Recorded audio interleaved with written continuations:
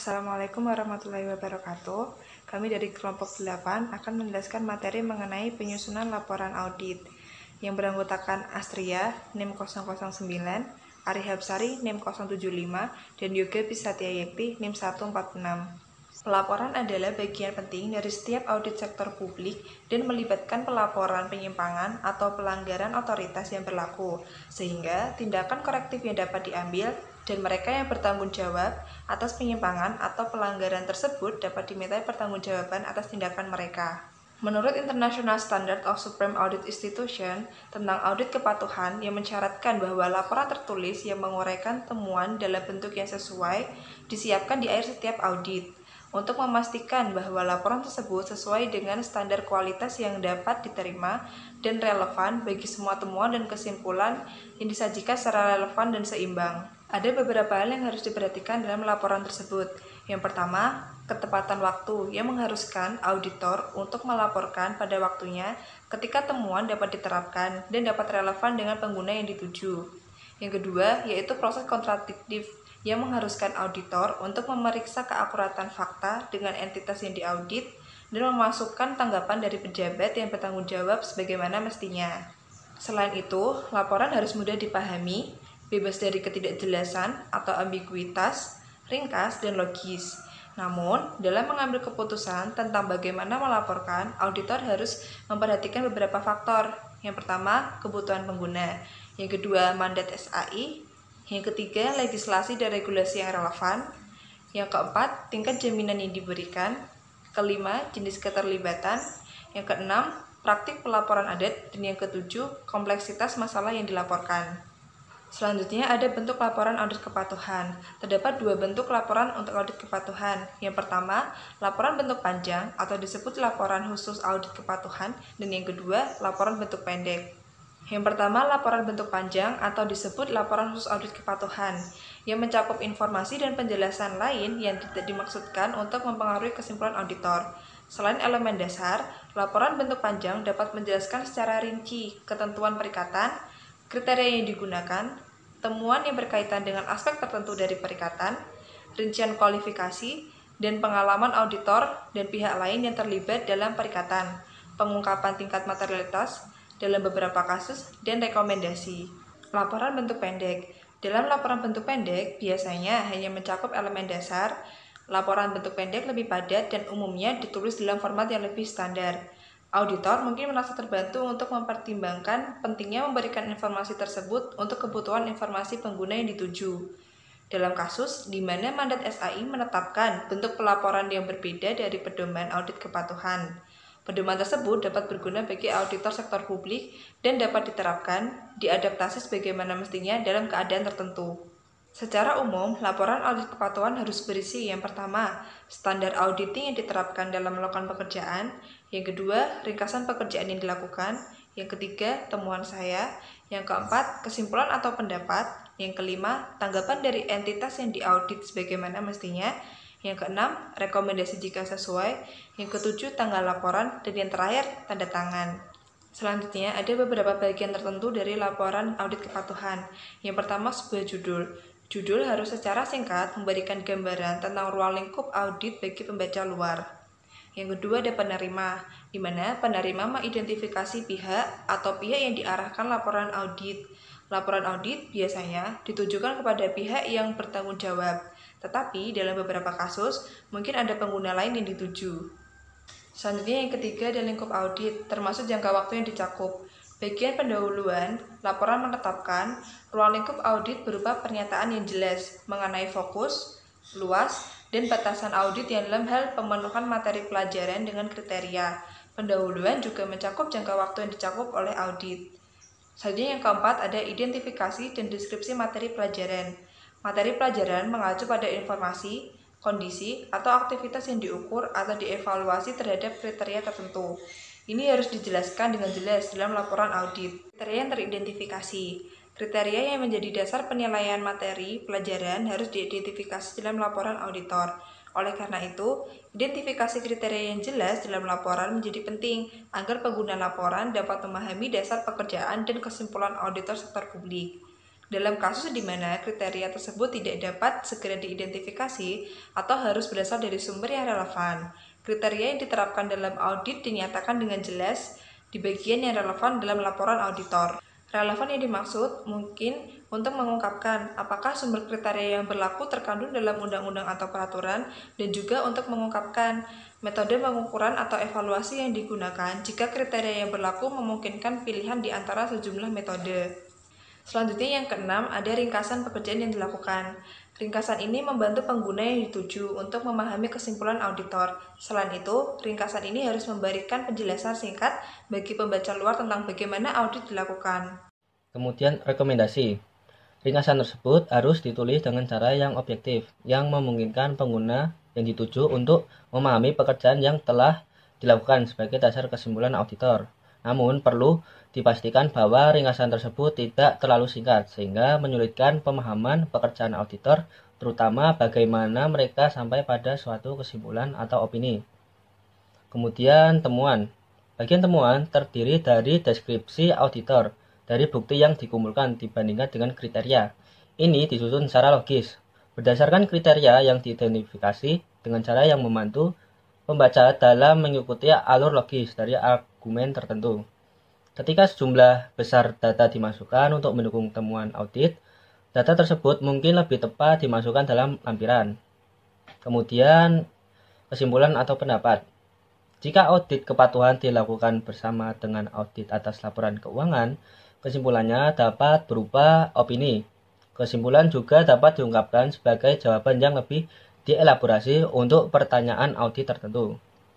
Nah, yang terakhir, tanda tangan.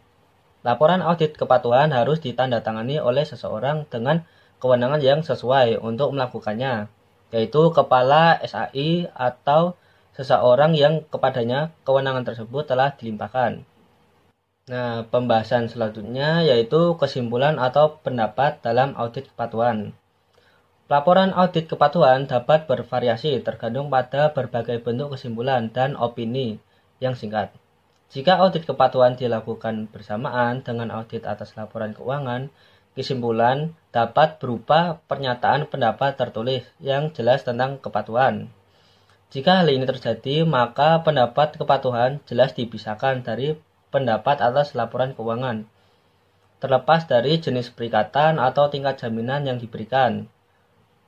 Auditor dapat memutuskan apakah akan mengeluarkan kesimpulan atau pendapat, dan hal ini harus dinyatakan dengan jelas dan eksplisit.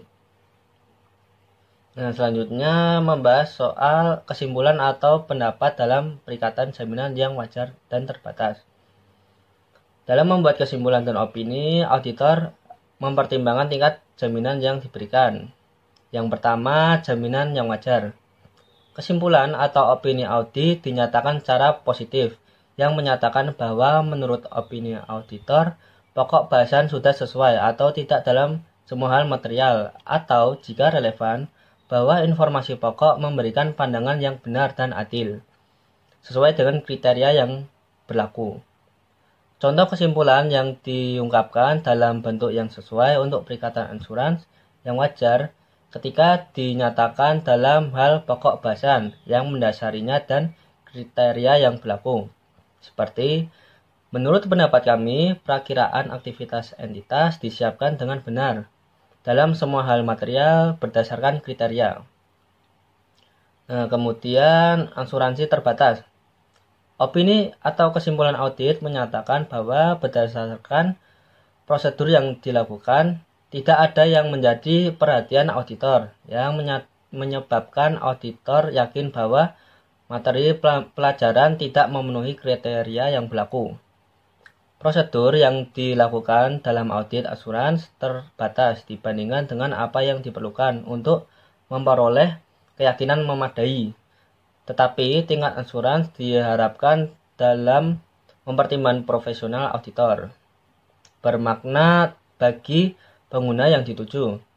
Laporan jaminan terbatas menyampaikan sifat terbatas jaminan yang diberikan.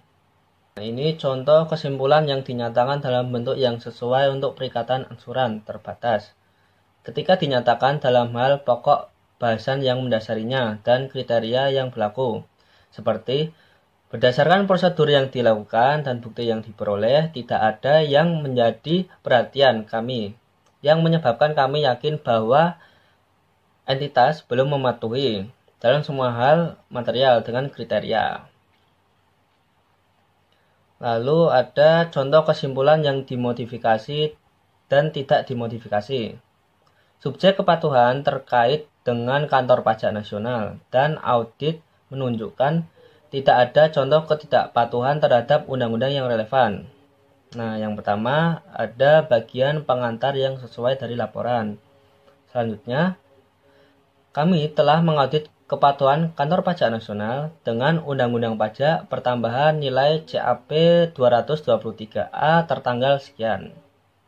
Nah, untuk kesimpulan yang tidak dimodifikasi seperti berdasarkan pekerjaan audit yang dilakukan, kami menemukan bahwa Kantor Pajak Nasional telah memenuhi.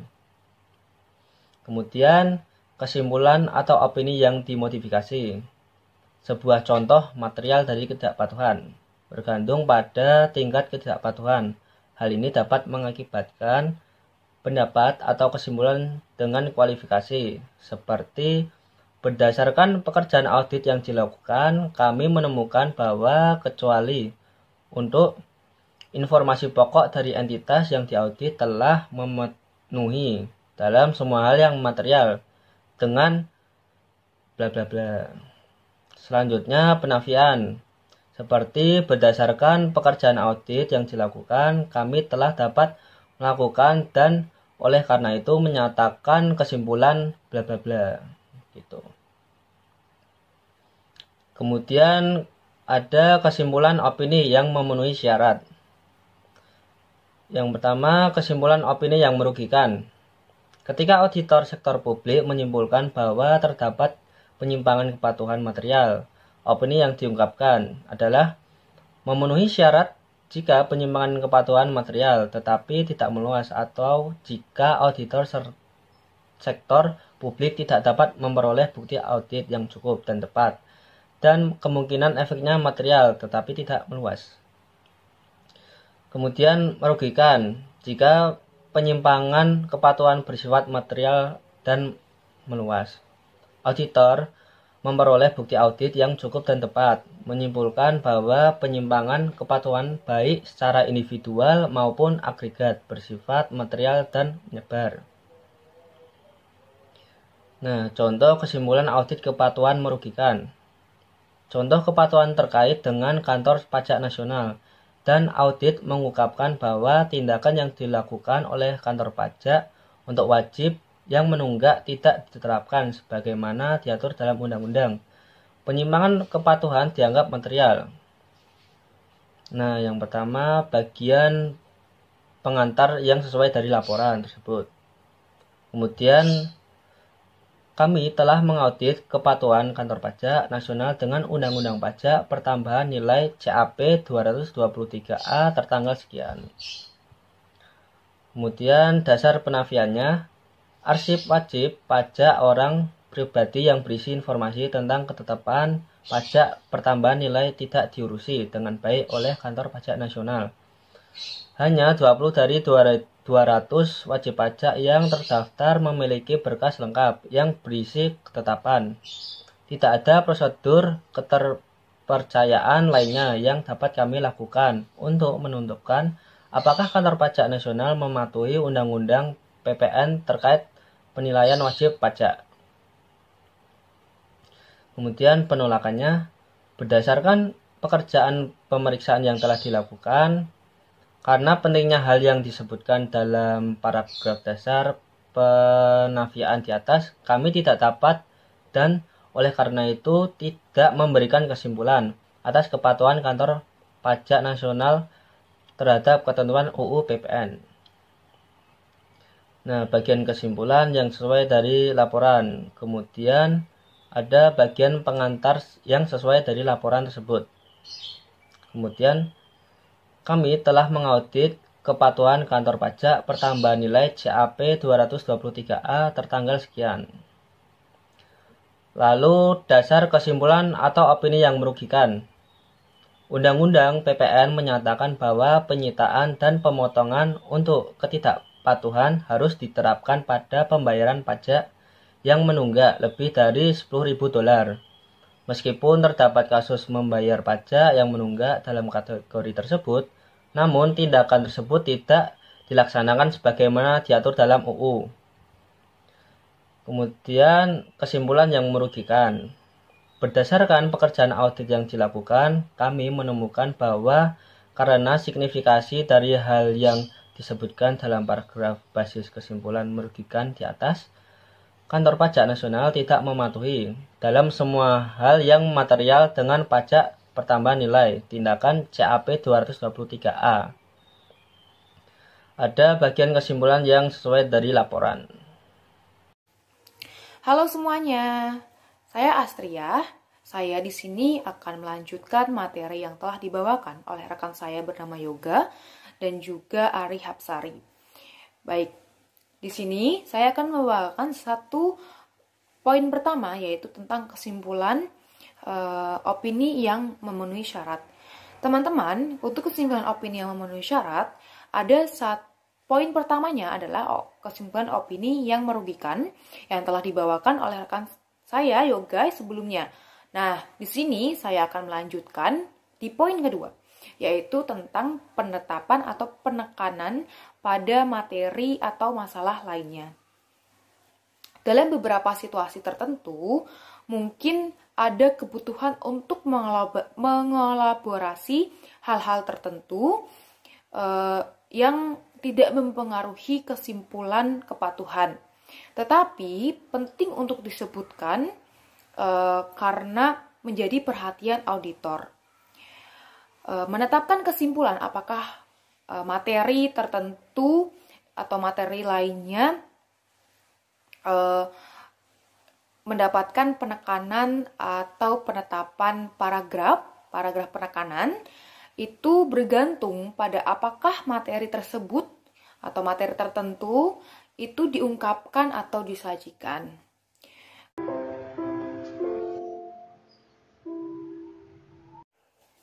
Baik, selanjutnya yang ketiga yaitu tentang kesimpulan atau pendapat disclaimer. Ketika auditor sektor publik tidak dapat menemukan atau memperoleh bukti audit yang cukup dan juga tepat, maka kemungkinan efeknya akan material dan juga meluas. Auditor sektor publik menyangkal opini tentang kesimpulan tentang kepatuhan. Auditor tidak dapat memperoleh bukti audit yang cukup dan tepat. Penyebabnya adalah karena ketidakpastian atau batasan ruang lingkup audit yang material dan juga luas. Nah, kemudian di sini ada contoh laporan audit kepatuhan atau dengan short form atau formulir yang pendek.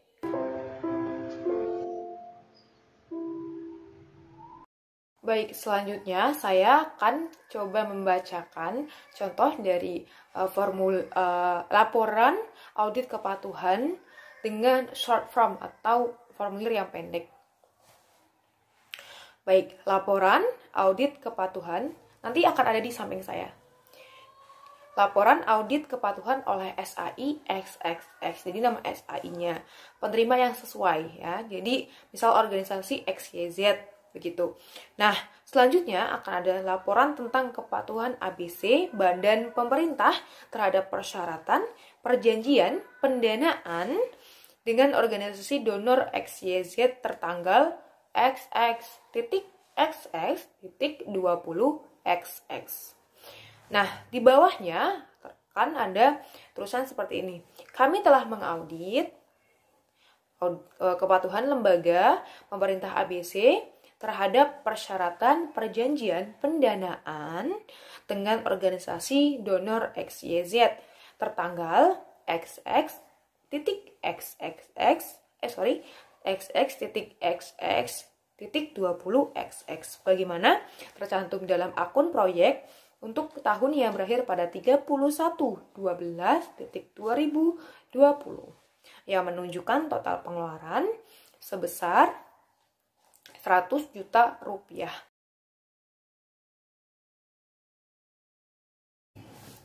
Baik, selanjutnya dari laporan audit kepatuhan, yaitu dengan bentuk short form, ada 3 komponen di dalamnya. Yang pertama adalah tanggung jawab manajemen. Mana yang termasuk tanggung jawab manajemen? Yang ini, menurut ketentuan perjanjian pendanaan dengan organisasi donor XYZ tertanggal XX.XX20XX, manajemen lembaga pemerintah ABC bertanggung jawab untuk menyiapkan proyek lengkap sesuai dengan ketentuan perjanjian pendanaan. Nah, yang kedua komponennya ada tanggung jawab auditor. Tanggung jawab auditor atau kami sebagai auditor adalah untuk menyatakan kesimpulan secara independen atas proyek tersebut dengan audit kami. Yang ketiga ada kesimpulan. Nah, berdasarkan perjanjian audit yang dilakukan, kami menemukan bahwa penggunaan dalam proyek yang diterima dari organisasi donor XYZ oleh lembaga pemerintah ABC telah sesuai. Baik, selanjutnya ada materi yaitu tindak lanjut. Mengapa perlu ditindaklanjuti? Oke teman-teman, materi selanjutnya adalah tindak lanjut audit atau proses tindak lanjut audit. Apa sih proses tindak lanjut audit itu? Proses tindak lanjut audit adalah proses di mana auditor kepatuhan memantau untuk memastikan apakah tindakan korektif yang telah dilakukan oleh pihak yang bertanggung jawab dalam menangani kasus-kasus di mana hal ini diperlukan. SAI harus menindaklanjuti rekomendasinya untuk dapat menyediakan pengguna yang dituju dengan pembaruan tentang tindakan dan inisiatif pihak yang bertanggung jawab yang diambil untuk kepatuhan. Lalu ada poin mengapa kita perlu menindaklanjuti. SAI berperan dalam memantau tindakan yang diambil oleh auditor yang bertanggung jawab dalam menanggapi hal-hal yang diangkat dalam laporan audit. Kebutuhan untuk menindaklanjuti ketidakpatuhan yang dilaporkan sebelumnya akan berbeda-beda sesuai dengan sifat materi pelajaran, ketidakpatuhan yang diidentifikasi, dan keadaan khusus audit. Proses tindak lanjut memfasilitasi implementasi yang efektif dari tindakan korektif yang memberikan umpan balik yang berguna kepada entitas yang diaudit, pengguna laporan, dan auditor dalam merencanakan audit di masa yang akan datang, masa depan lah ya. Nah, kemudian apa yang perlu ditindaklanjuti? Berikut adalah contoh yang perlu ditindaklanjuti. Yang pertama adalah rekomendasi dalam laporan audit. Yang kedua adalah masalah yang diangkat atau yang dituju, misalnya kepada parlemen atau komite rekening publik dan publik. Terus ada yang poin yang ketiga adalah kapan waktu untuk tindak lanjut. Keputusan mengenai waktu tindak lanjut akan didasarkan pada sejumlah faktor. Jika audit tersebut merupakan perikatan pengesahan satu kali, maka tindak lanjut mungkin tidak diperlukan. Namun, jika auditor keluar dari deviasi yang signifikan yang berimplikasi pada masyarakat, meskipun auditor melakukan perikatan satu kali, maka tetap perlu ditindaklanjuti. Nah, yang terakhir adalah keputusan SAI. SAI dapat memutuskan berdasarkan hasil tindak lanjut untuk terus memantau tindakan implementasi entitas yang diaudit atau mungkin mengambil keputusan untuk melakukan perikatan audit yang sama sekali baru gitu. Nah, proses tindak lanjut dapat menjadi bagian dari penilaian resiko untuk tahun berikutnya. Mungkin teman-teman itu saja yang dapat kami sampaikan. Kami dari kelompok 8 ingin mengucapkan terima kasih kepada teman-teman yang sudah menonton video ini hingga akhir, dan mohon maaf jika masih banyak kekurangan kami dalam video ini. Terima kasih atas waktunya. Wassalamualaikum warahmatullahi wabarakatuh.